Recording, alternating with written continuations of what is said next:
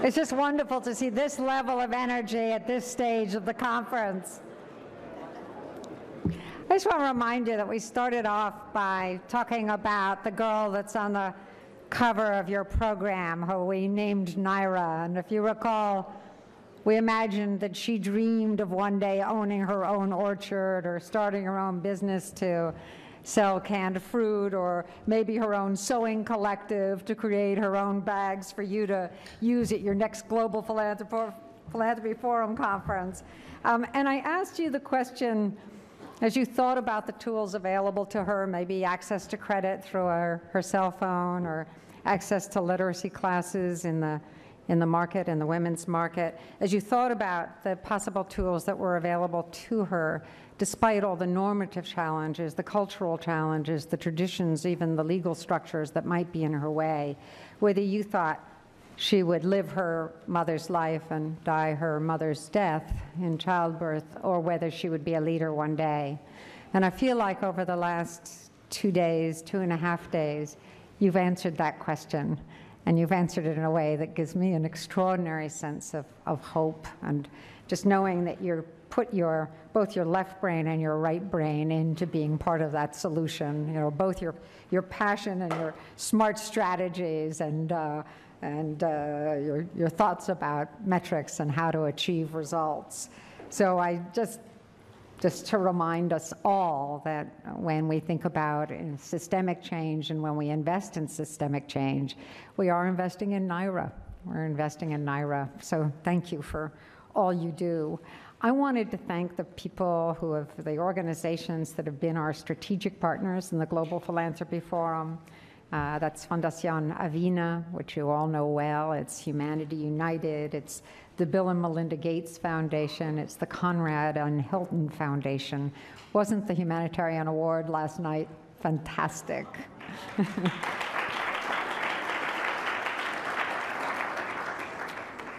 We're really, really grateful, and grateful to all of you who are members of the Global Philanthropy Forum, whether it's your foundation that is a member or you as an individual are a member. I also wanted to see if you would join me in thanking the incredible team I get to work with day to day.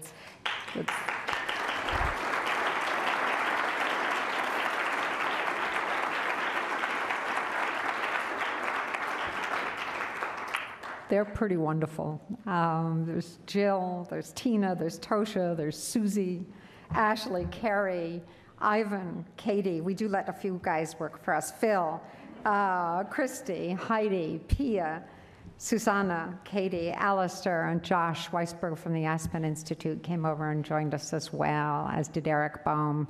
But you guys are just rock stars, so hats off to you.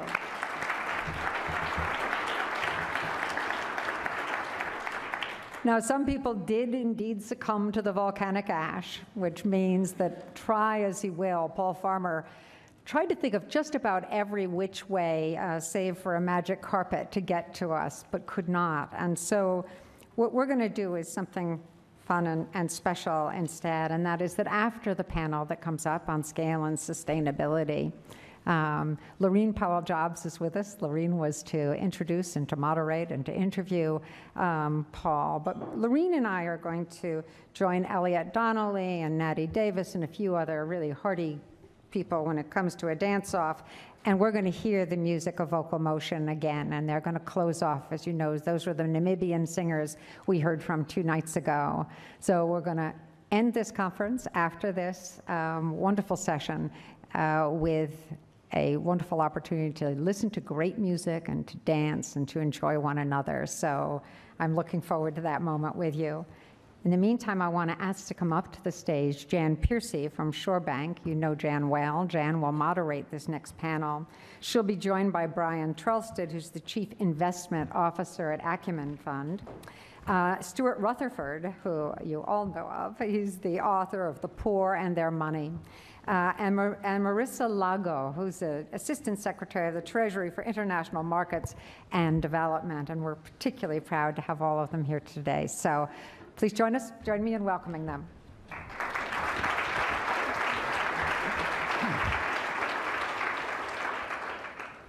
Thank you so much, Jane, and it's a real delight for us to be in this final conversation of the days. And I want to first start by recognizing those who are with us virtually. We've had quite a good turnout on the sessions from those online, and many of our colleagues are in London or in Europe or stranded in other parts of the world and couldn't be here actually.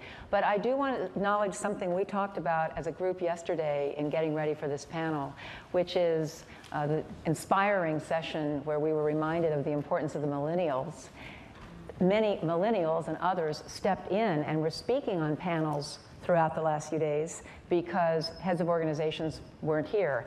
I don't know about your experience, but mine has been that I was totally impressed and engaged, and I feel very confident in the caliber of people who are not only the ones leading the organization, some of whom we know better, but the whole team in a number of these places. So it's been very exciting to me. So I think that what actually out of a very unfortunate circumstance of the volcano, we got the silver lining of learning the depth and breadth of the talent that can inspire us all and the partnership. So I think it's been a really remarkable forum. And the volcano had its own role to play in underscoring for all of us the urgency. If ever we could have had a better matched theme for the Global Philanthropy Forum with the events that were occurring around us in the world, this was the year. And so I think that as we wrap up and as we're having this conversation about sustainability and scale for the next hour, it's probably time for us each to ask ourselves as well, how has our perspective or thinking about priorities been altered or affected or enlarged by the last several days or however much time you've been able to spend here? And if we think forward, fast forward to next year, when I hope many of us will gather again in this great, what has become a real community, what do you think what goals are you setting for yourself, or what may change? What do you hope you may have done or may have learned or may be bringing back in a year's time as we leave with that greatly heightened sense of urgency? So let's turn to the conversation now about scale and sustainability. We're going to start, my first question I'll throw out, and we're going to conduct this as a conversation, so my panelists have the right to throw in questions with each other. It's not only going to be one way from me. And Stuart we wanted to start with because, as you know, in his work, his really very path-breaking work in his first book, and then most recently, he has written about the voices and lives of the poor from the standpoint of how do the poor spend, and that's, I think, a perspective that we felt you don't start, we're talking about scaling, but scaling starts with what are the realities of the priorities, not only the spending pattern, but the lives of the poor, and what are the implications of that for how we design systems and how we scale. So I'd like to just start, Stuart, by asking you, what are your reflections on scaling? And we might note as well, compound question here, that you have had the opportunity to follow closely the evolution of three of the most significant microfinance institutions and models in the world in Bangladesh, in BRAC and Grameen and Asha, and you've also yourself started 2 microfinance organizations. So microfinance is certainly a major example that we all turn to in philanthropy and thinking about social change to understand that things indeed can and have scaled. So what insights might you have from microfinance for how to take that into the realm of the health and climate and water and education challenges that we've been wrestling with here? Thank you very much indeed, Jan. And thank you, everybody, for giving me this opportunity to speak to you. The thing that's made microfinance work and the thing that's enabled it to grow so fast all around the world is that it responds to a need that poor people know they already have. A lot of my work as a researcher has been in the field of trying to understand the role of money in the lives of poor people. This is something that I started as a hobby many, many years ago. In fact, before modern microfinance arrived. I began this work in the early 1970s. I happened to be in a place that took me into the houses of poor people, And I learned a great deal about how they view money and how they use money. And I discovered that these people, this was in a slum in Managua just after the 1972 Managua earthquake. And I discovered that these people had a very sophisticated understanding of money, and that they already had really quite vibrant financial lives.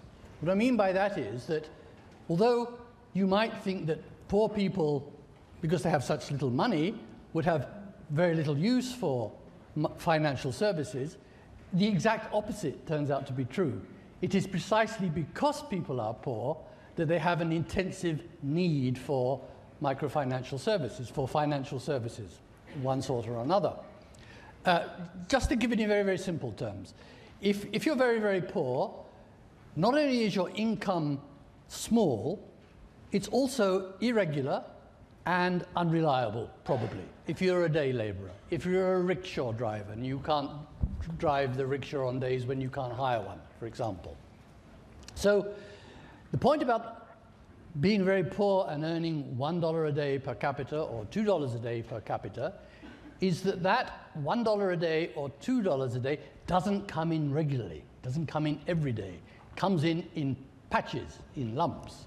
So you have to tide over between the times that income comes in and the time you need to spend it.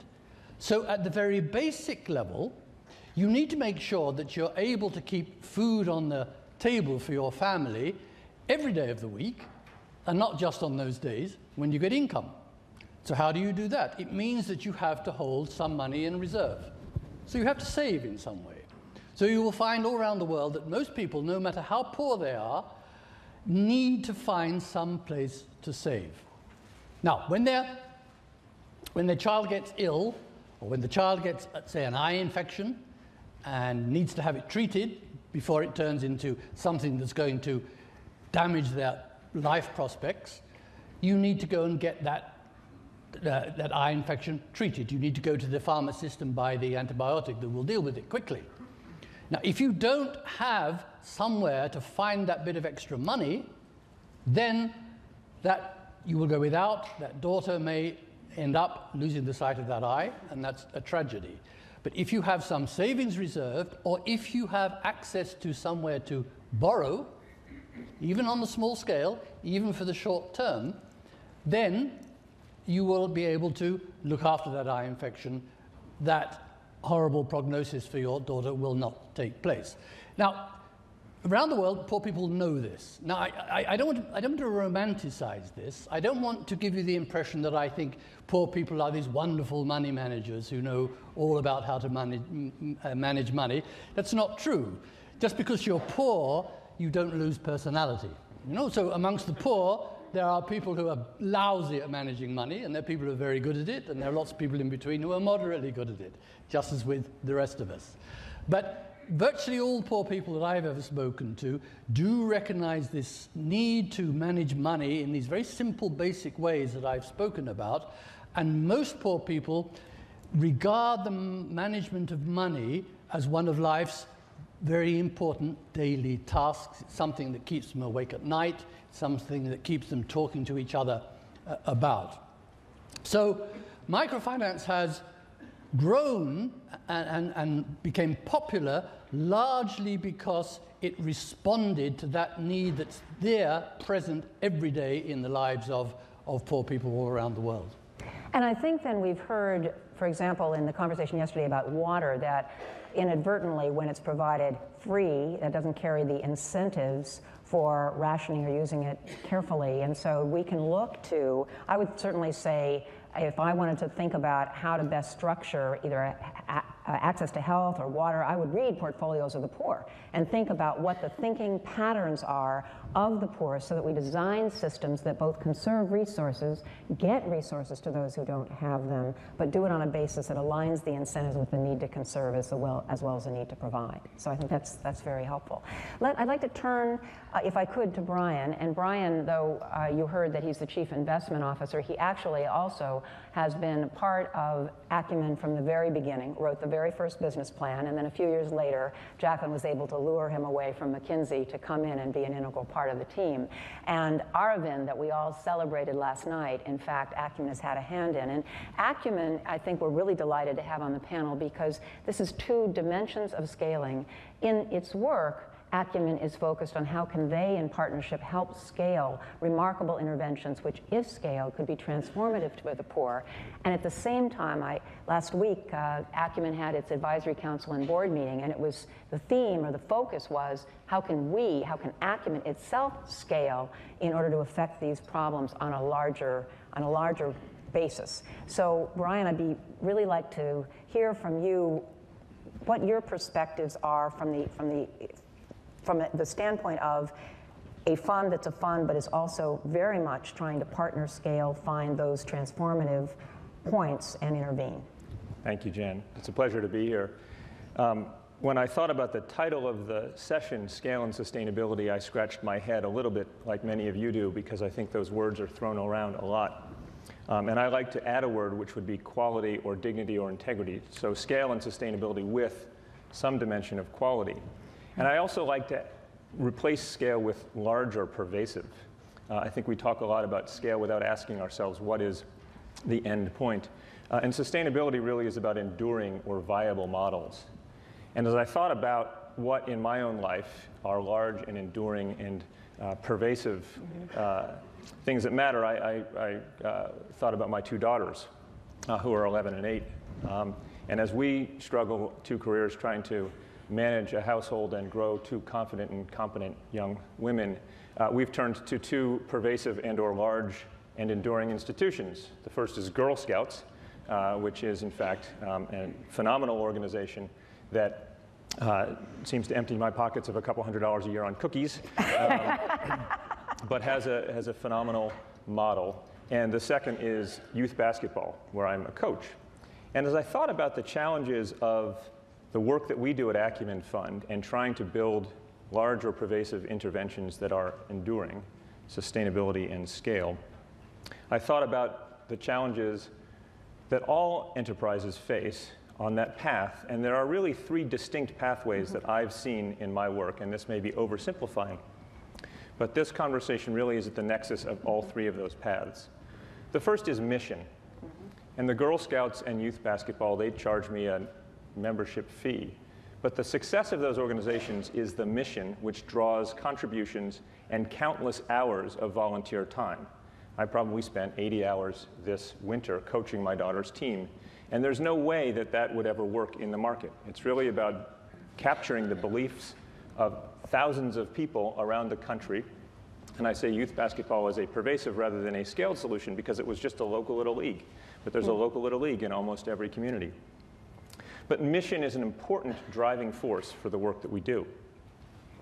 The investments that we make at Acumen Fund, some of you've seen today, Aravind, Water Health, LifeSpring, Ansar Management Company, we make those investments on the basis of the margin potential. Can they generate enough, in the language of the business, free cash? Can they build a business in the marketplace whose margins are attractive enough to bring commercial capital into the business over time? And Acumen Fund is willing to step into almost a transitional financing role from philanthropy towards the commercial capital, patient capital that can be that bridge.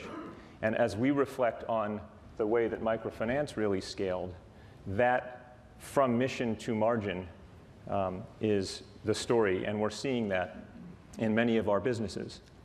The third M in my experience is really mandate. There was a terrific example in the health panel on Monday afternoon about a hepatitis B campaign in China.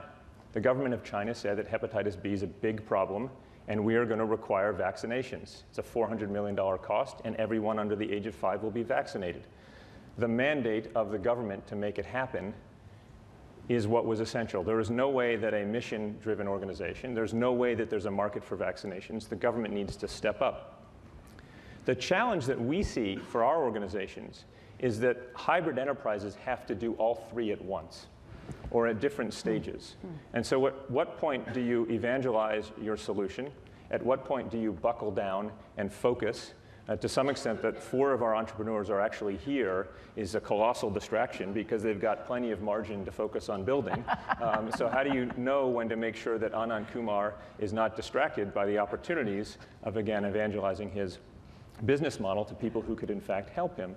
And then finally, how do we interface with policy? And that's the one that we wrestle with the most, which is at what point are our models sufficiently scaled to change the conversation about clean water provision, about safe maternal health care, about toilets and sanitation in slums.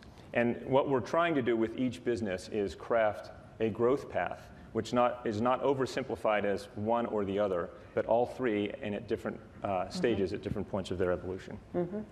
That's a great tee-off to turn to policy and government and its role. And Marisa, thank you for being here. It's Marisa's first Global Philanthropy Forum, but I'm sure not her last. And she has just assumed the very, very important responsibilities, as you heard from Jane, of Assistant Secretary, in what is, I think, a relatively new portfolio, because it certainly wasn't there when I was working with Treasury in the Clinton administration, that includes development and markets. So it's linked together conceptually here.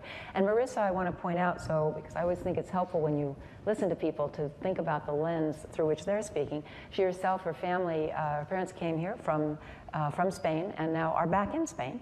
And she has a wonderful story, personal lens on philanthropy that I hope she may share with you. But Marisa, what I want to ask you to reflect on, how do you think about the intersection of where you sit?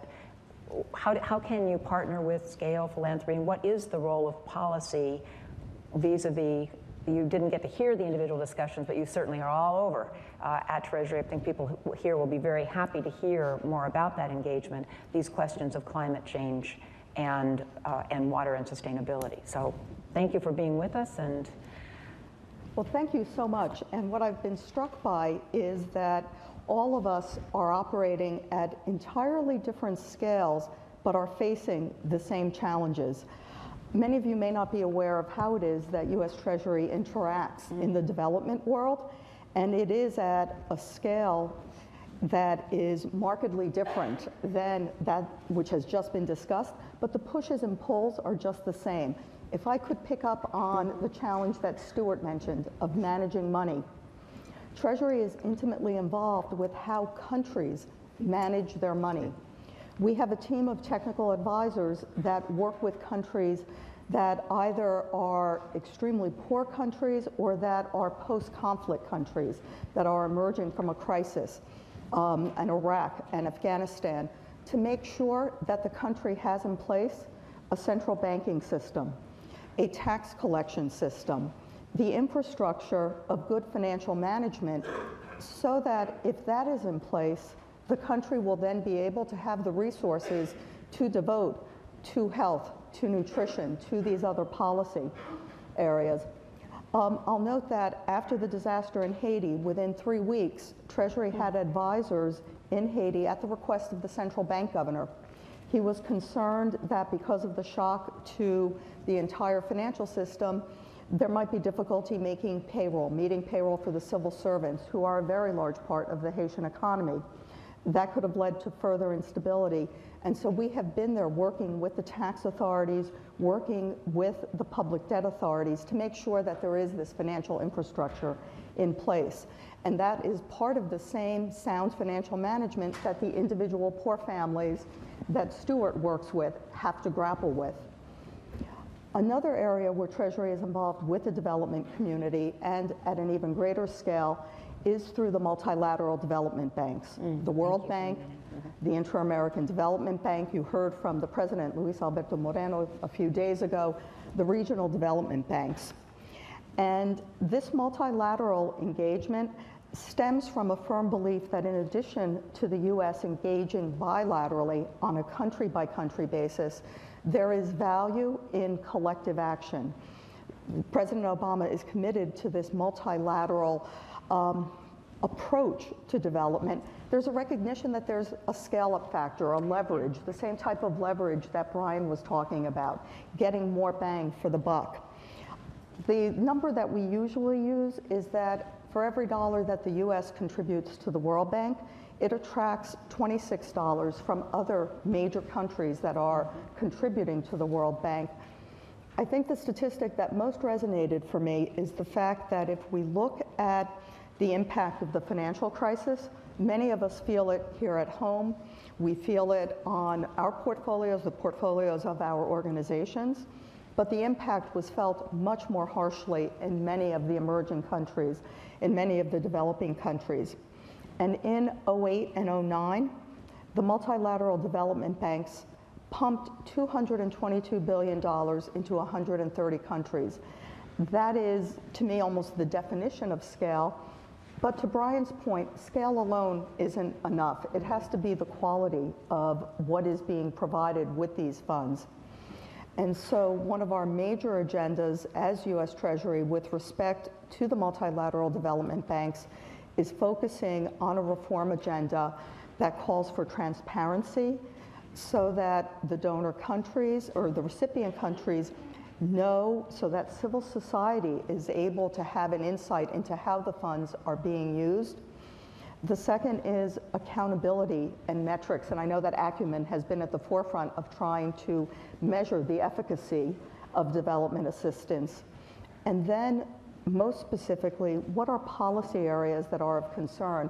And I trust that later in the conversation we'll get around to some of these initiatives such as climate change and food security, which have been at the forefront of the Obama administration's efforts in the area of development, of global development. Actually, I'd like to dive in there now and have you say a little bit about those areas. What we've heard over the past couple of days we've heard about action that is occurring both in the academic and research realm, in institutes that are very much acting, and some at the level of government and intergovernment and multilaterals. But I'd be very helpful if you would talk about what specifically where the Treasury and the U.S. government are involved. And then if you could say a word about how might those who are operating outside government, how can they best partner or interact, know what you're doing, assist in what you're doing? I can't say enough about the role of civil society, of philanthropy, as the thought leaders. Almost by definition, you are going to be more nimble. You are closer to the source of the problem. You aren't as large as government is. Large does carry a burden. It's a huge opportunity, but we draw the inspiration, the good ideas from civil society, even at times when it is in conflict, when you're pushing us for saying you're not going far enough. The other advantage that you have is the ability to innovate and fail. One of the challenges in government is that if you are pushing the envelope, which one should in the development arena, there will be failures. You start with an idea and it doesn't carry through as planned. Failure is particularly hard in a governmental, in a political, in the public eye. And so what the Philanthropic Center, the nonprofit, civil society generally has is the ability to lead with ideas which government can then come in and be helpful in scaling up. I can give you a preview of what will be occurring in Washington tomorrow, which is breaking news we have yes, here. Breaking you heard news. it here first, before anyone else. Which is that there will be an announcement of a major food security initiative in which the Secretary of the Treasury, Tim Geithner, will be joined by his counterparts, the finance ministers from Canada, from Spain, from South Korea, and also by Bill Gates, and in announcing a major trust fund that will be devoted to food security. To me, the beauty of it is the fact that it is being launched by a variety of different countries from different continents. The fact that private philanthropy is joining in a sizable way. I'll leave you hanging about the number, but it is a very large number that will attract attention. Yeah, it's great. It is good news. Bravo. And one feature of it, which I think ties a lot into the way Acumen is thinking about how development aid or development should be delivered, is that the fund will be administered by the World Bank in both its public sector arm and also its private sector arm. Because as large as government is, as much as we're a scale up from the work that Stuart and Brian are doing, the ultimate sustainability comes when the public subsidy is no longer needed. When the good that we're trying to achieve has been embraced by the private sector, which sees the opportunity to keep it going, which sees the margin that Brian had spoken about. And Stuart, yes, I just wanted to add something to this conversation about the relationship between governments and private initiatives. Sometimes, obviously, it's helpful when government stands back.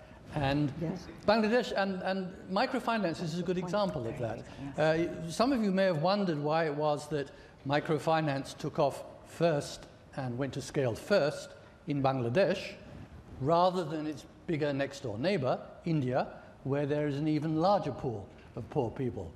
And one of the reasons is simply the fact that the Bangladesh government is a weaker government than the Indian government.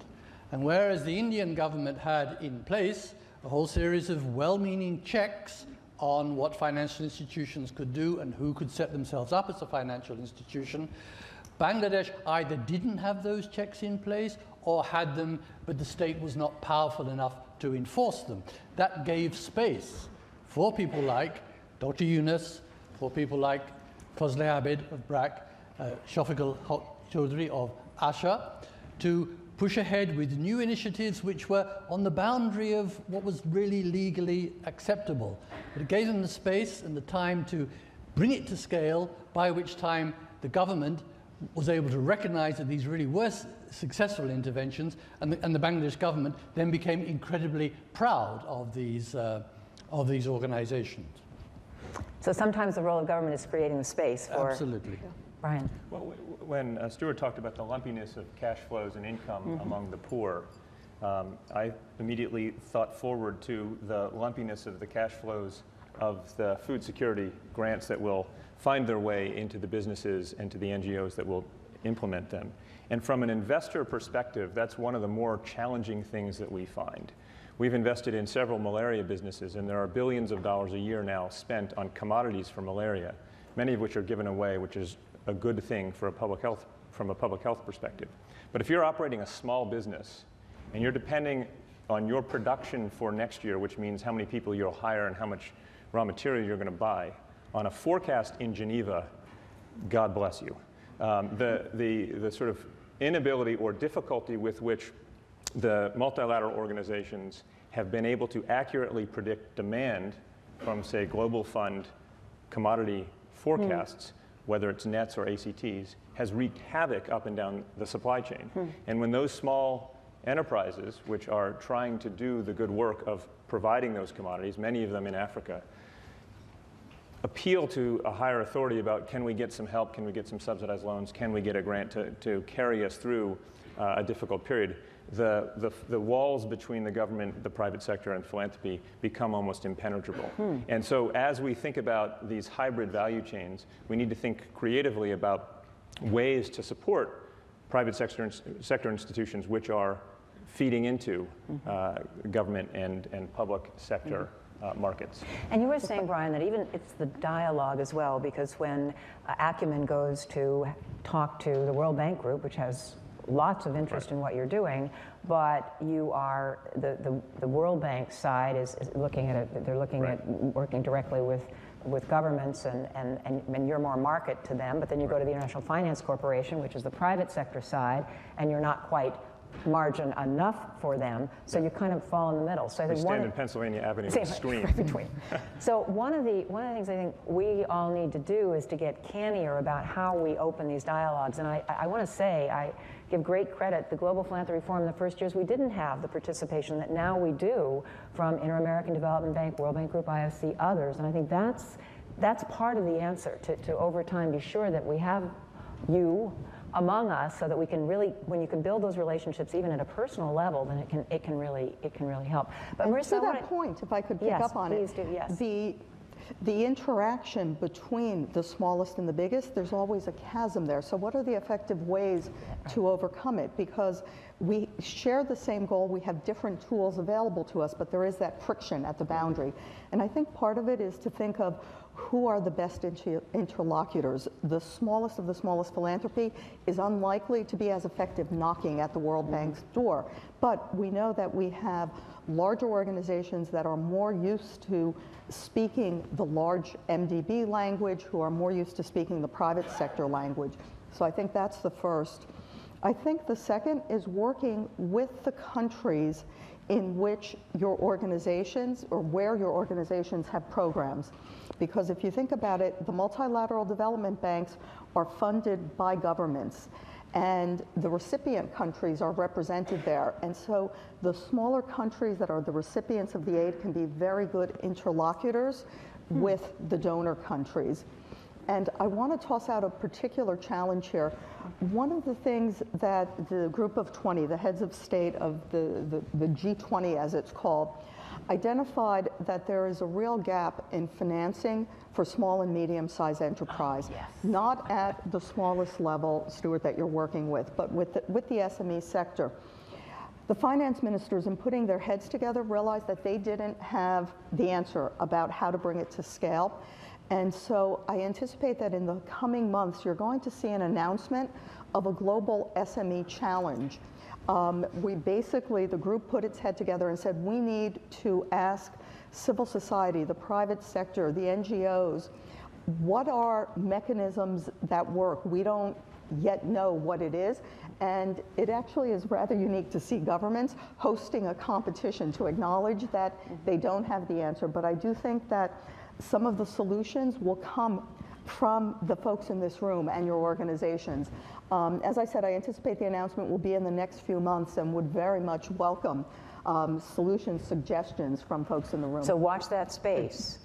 And I do think it is, we've heard over the last several days, a number of the interventions that are, whether it's dealing with water access or quality, garbage treatment, other things that are part of the challenges that we're focused on here, that it is the enterprise solution to begin to engage in ways that have some revenue stream. So that small enterprise sector, it will be terribly important. It's small enterprise for joining the economy and profitability, but small enterprise as well for solving some of the problems that we have been focused on these last few days. So I think let's watch that and think about whether as a community like a Global Philanthropy Forum, whether there will be some ideas that members have when that challenge comes out. Because GPF now is a very recognized and respected center, so that if GPF said something, it would certainly be heeded. But I do want to push one step further with you, Marisa, on how does one have that dialogue? I mean, when this comes out, can one talk to Treasury, and how do you, what are the channels for communication? I guess one I should just mention, because it's not all that well known, on the boards of these multilateral development banks, there is something called arcane title, a US ED, but executive director, but they're really on the board, but they are full-time representing, they're supposed to represent by the charter of these institutions the interests of the entirety of the membership. So don't think representative as simply representing the country, but they are there.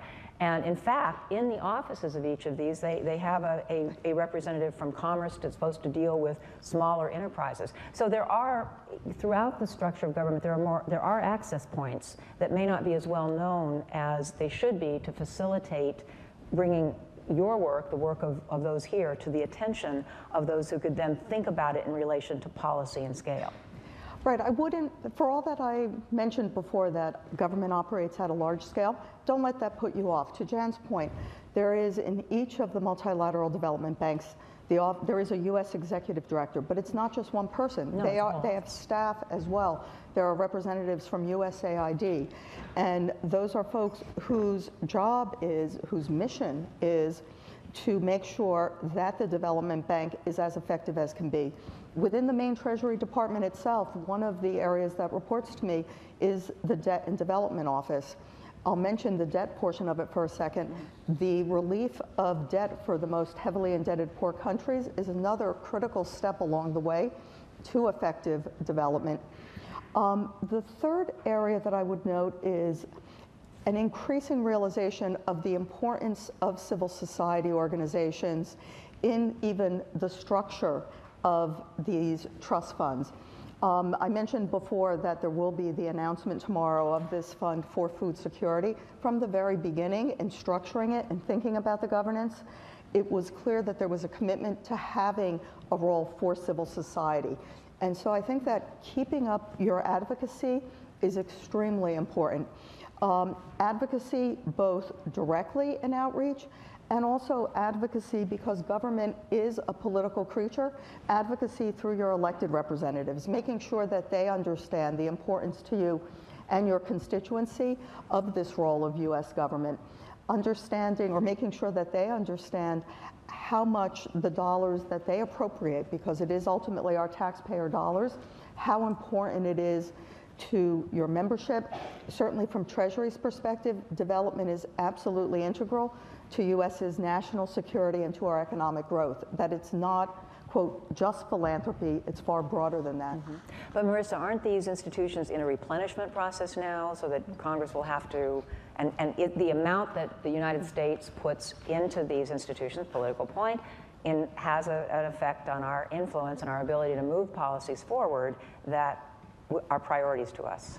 Right, I led with the number $222 billion was pushed out during the financial crisis to 130 countries. That was an extraordinary level of lending. As a result, the institutions need an infusion of capital to be able to sustain the lending levels that they had before.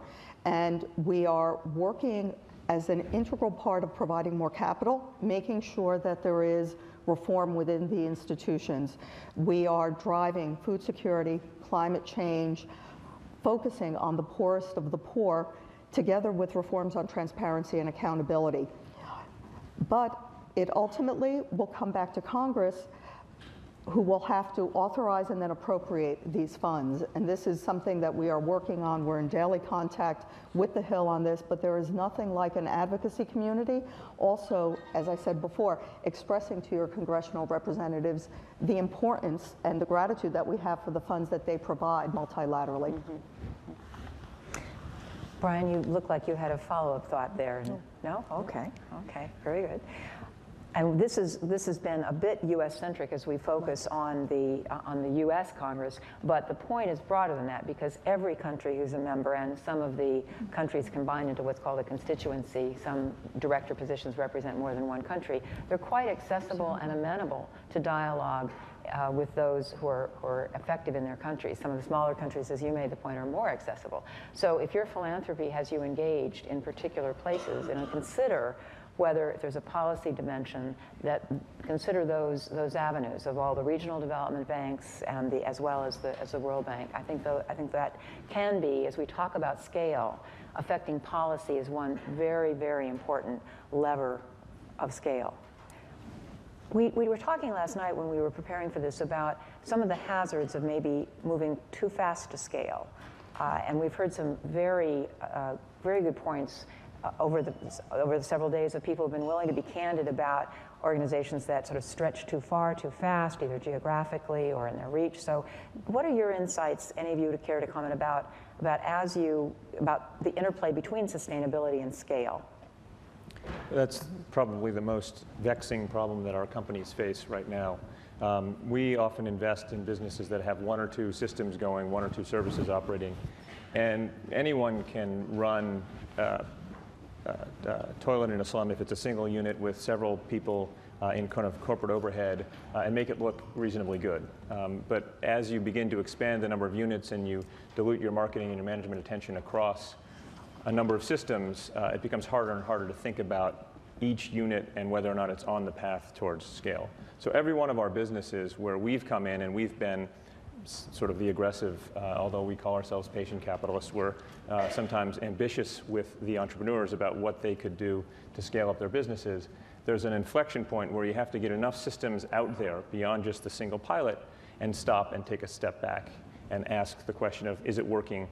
What do we need to do differently? And how can we fix what's broken before we take on significantly more levels of capital to scale more quickly?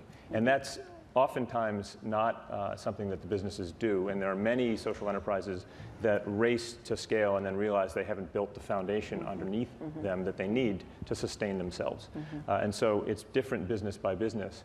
But what we're seeing in many of the businesses, in your point around government, particularly local, is that the long-term solution for scale is partnership with regional governments or national governments that see social enterprise or enterprise solutions as a viable partner where government had failed before. And there's an interesting life cycle of this partnership evolution where, and I think many of the entrepreneurs who are here would speak to this, at first you're kind of ignored by the government. They don't really know who you are. And then you're sort of tolerated. You're this single water system in Andhra Pradesh. Oh, isn't that neat? There are lots of them. You're not a special system. We don't need to give you any special treatment. And then there's threat. There's this moment of, gosh, these have 10 systems, and gosh, that's our job, and we should be taxing you, or we should be doing something, or we should be you. And each one of our businesses, as they've passed from kind of toleration to threat, has had this moment of interaction with the government. And finally, there's partnership. And many of the businesses, our ambulance business in India, the toilet business in Kenya, and water health as well, are beginning to scale on the basis of tenders that the governments at the regional, the state, or the national level are submitting for competitive bidding. And that's really where the scale comes in, because at some point the economics of winning and executing against those tenders are much better than trying to do it and go it alone, village by village, community by community, individual household by individual household. So we are seeing that governments are beginning to recognize the potential for enterprise, but it's a long road, geography by geography and business by business. I was going to say, I think microfinance, again, talking about Bangladesh, which is the country I know best, microfinance offers another example of a problem with rapid scaling up, which is that sometimes the scaling up goes a little bit too fast, in the sense that it goes faster than the underlying understanding of what the business model is. Now, for example, in the 1990s in Bangladesh, microcredit grew extremely fast, not only in terms of the number of people it was reaching millions more households each year, but also in terms of the amount of money that it was lending to each household. Now, this was based on the idea that all these households were investing their loans in businesses, that all these businesses were growing, and that therefore each year, each of these households had bigger profits and were therefore able to service ever bigger loans. Now, of course, that wasn't the case.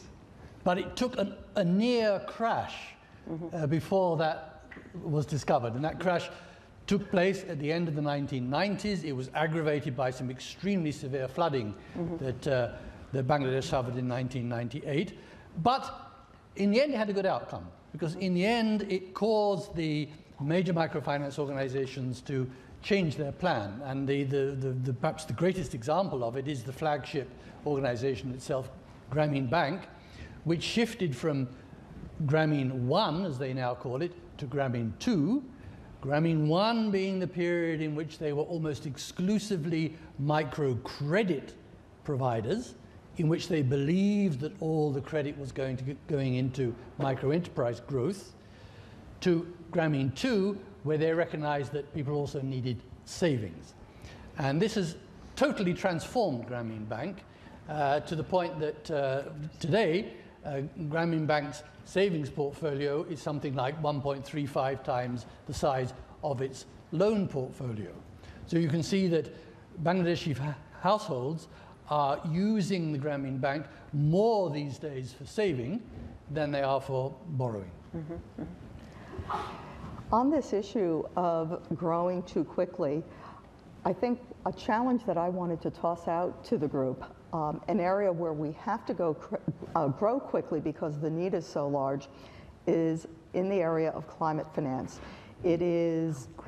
Climate change is not amenable to solely a community by community solution. It's a transnational issue. And we know that coming out of the Copenhagen meeting, there was a commitment by countries to come up with, by the year 2020, approaching $100 billion a year for climate finance, climate change finance. That is a huge, huge number. And in order to get there, it's of necessity going to involve the private sector. It of necessity is going to have to involve governments with respect to first setting the policy and the regulatory environment around it. There are, I think, at this point, questions about just the domestic capacity to be able to absorb it. And this is, I think, going to put us to the test as a global community to see how we can engage the creativity of the philanthropic sector, the private sector, and with government in the right role, whether actively there or getting out of the way, to your point, so that we can reach, so that we can be successful on a problem of this magnitude, of this scale. Mm-hmm. And just because we haven't touched on it up here, I want to bring back in as well the academic sector. I know we were all inspired by the dialogue yesterday with the example of two institutions, Pakistan and Ghana in Africa.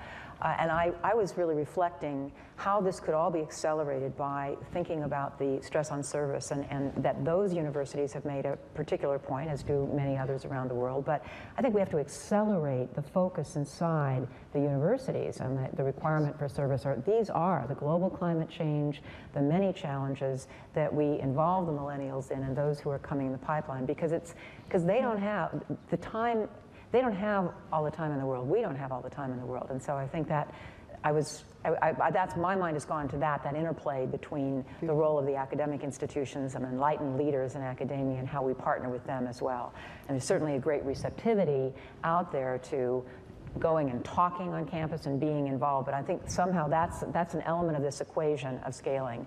And I guess the other part that I was thinking about is scaling in terms of time, because I know I've talked to some over the last several days who say, well, my foundation is working at the level of one university or one school, and that's what we're going to do, that's where we're focused. But in the light of the magnitude of these problems, is that enough? But there is an element of time in scaling, and I think about one university or one primary school that over a decade, what happens to those that are educated there? And I wonder, Marisa, if you'd tell kind of your story that starts with an education institution, just because I do believe that even whether you focus at an individual institution level, don't forget the way that scaling occurs over time. Thanks, Jen. Jan had asked, as we were preparing for this, to give a facet of our bio that doesn't appear in the formal printed version, and mine is certainly a debt to a particular philanthropist. If any of you have heard of Peter Cooper, it is probably as a New York robber baron of the industrialist era, and he made his fortune inventing the steel I-beam and also figuring out how to make gelatin from horses' hooves. As a result of this, he became fabulously wealthy. He actually ran for president. He was wildly unsuccessful because he had this radical idea that we should move from the gold standard to paper money. But he had been brought up poor, he didn't have a formal education, and realized that there was this need in New York City, and he set up a reading room, which for its time was radical because it was open to all regardless of what ethnic class, and also open to women. That's now morphed into a university.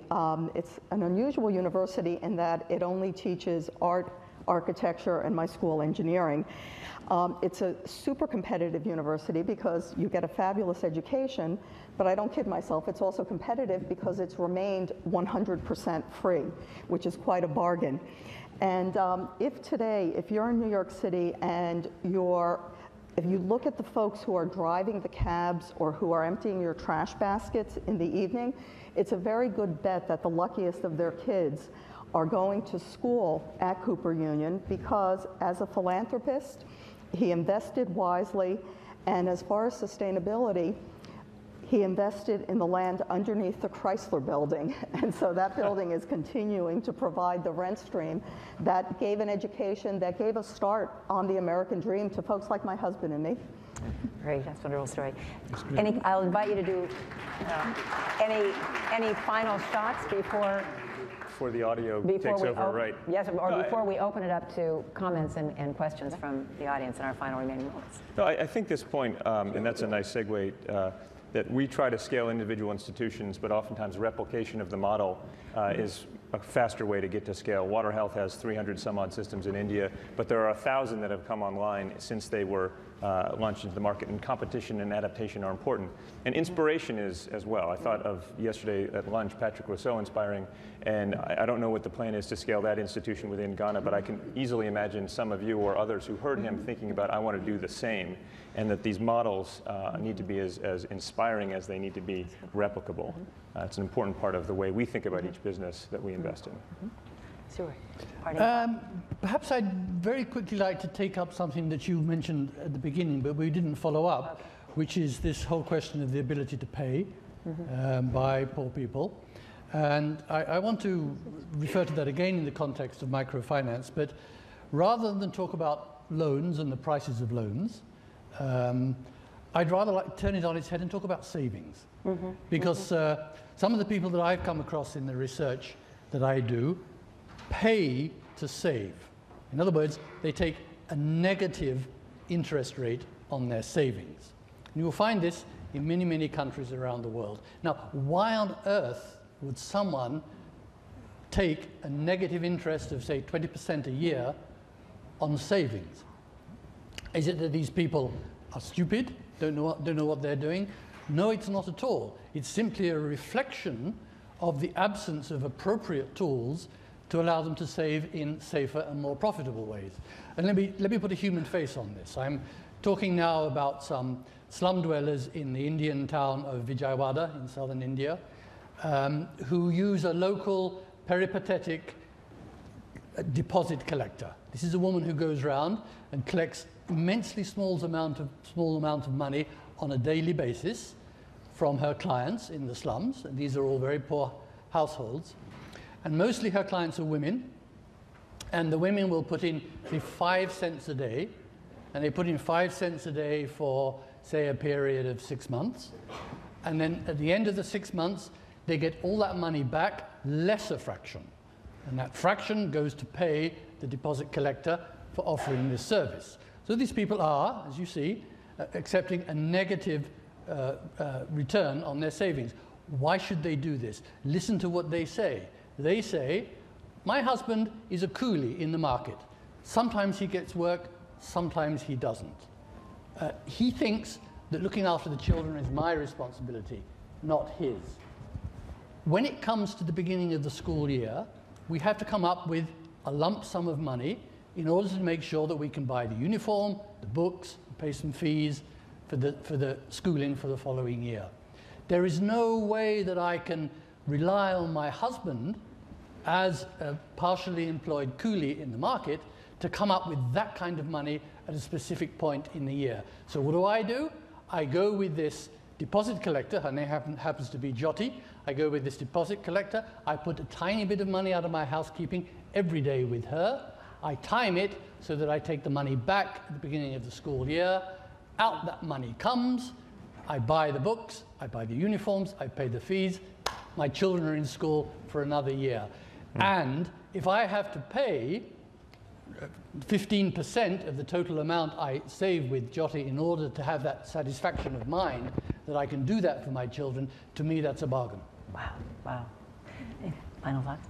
And I would just note that there is a continuum from Jyoti's client all the way up to a $100 million loan from the World Bank for infrastructure in a developing country. And that continuum involves all of us in this room. I would certainly send the message that those of us who have the privilege of public service work for you, work for the taxpayers. So while government may seem large, the MDBs may seem remote, to build on Jan's point, there are human beings behind the institutions, and we're there to hear. Tell us what more we should be doing. Tell us what we're doing wrong. Recognize how much, even when we can't accommodate 100%, how much we appreciate and become better because of your advocacy. Thoughts, comments, questions from all of you? We saved a few minutes because we certainly wanted this to be a dialogue.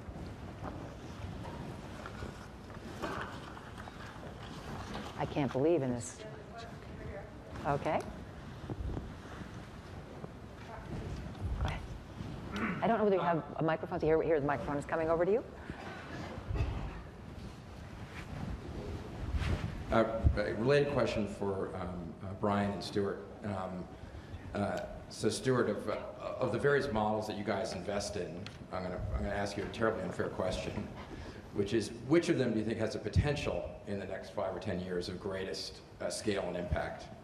And I don't mean specific businesses, but models that you think can replicate across the path that you describe. And the related question with your experience in microfinance, Stuart, is, you know, microfinance took, by some counts, 30 or 40 years to go from a brilliant idea from a few nonprofits to a global phenomenon. What can we do to take the next brilliant ideas that Acumen is investing in and make those, from a strategic point of view, accelerate to larger scale faster?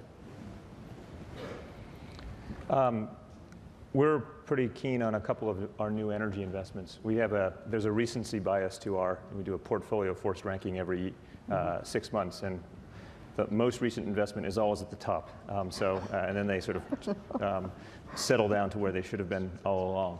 But there are a couple of investments that we've made in biomass gasification, off-grid power, and in microhydro power, where there is huge potential for climate-friendly energy generation in remote areas where the existing model of capital-intensive, and yesterday the Pacific Institute commented about soft capital, soft approaches to water, that could be replicated all over the world. And so we're microhydro, small-scale hydro, run-of-the-river hydro that doesn't involve dams but diversion of water, and biomass gasification, taking agricultural waste and generating small-scale electricity. There's a biomass company we've invested in Bihar called Husk Power, which has 22 systems up and running, and they essentially have a deal with the state of Bihar to reach and electrify villages that the government has given up on trying to reach with conventional grid-based power.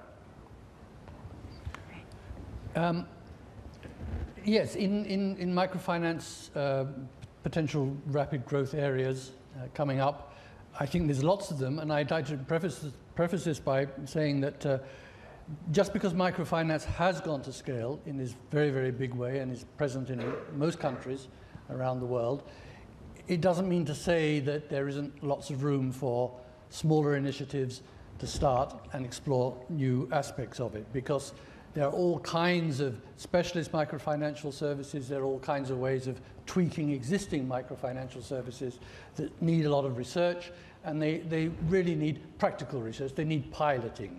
So don't be put off by the fact that, you know, Grameen has 7 million clients and it's kind of solved the problem in Bangladesh. That's not at all the case. There's lots of room for experimentation. Let me just pick 2 areas that I think are going to be very, very important. The first, and they're two different kinds. The first is a technical one, mobile phones. We're undoubtedly going to see, we're already seeing, extremely rapid rollout of experiments and things going to scale in the use of mobile phones to deliver microfinancial services. As mobile phones reach out to more and more poor people around the world, so their potential for financial services grows along with that. If you're very poor, and you have a very small income, and it's irregular, and it's tiny, then you really need to be able to intermediate frequently. You need to have a place to intermediate that's close to hand. This is why in rural areas around the world, financial services tend not to reach the poor, because the bank is 20 miles away. And it's going to cost you $1 on the bus to go there to deposit 20 cents. So there's no sense in doing that.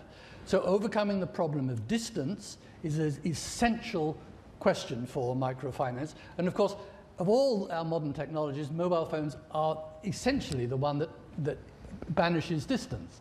So there's a huge future and scope in banking through mobile telephony. So, the other one I'll just very briefly mention is I think there's a great deal of scope in reducing costs and reducing prices in microfinance. I think cleverer product design especially using the insights that we've come up with. When microfinance started, it was mostly focused on microcredit. We now understand that poor people also strongly demand micro-saving services and micro-insurance services, and by cleverly bringing those different kinds of services together, I think we can radically reduce the cost of loans in the microfinance business, and I'm certainly someone who's currently experimenting in various ways of doing that. We have to thank you very much for closing us on a note of looking forward to what we can do, what we can scale. I want to thank Marisa and Stuart and Brian so much for these insights, and we now have the opportunity to hear from Vocal Motion 6, and also, as Bill Fagey said to us last night, go out and make better barrels. So thank you. Thanks so much. That was terrific. I loved your opening.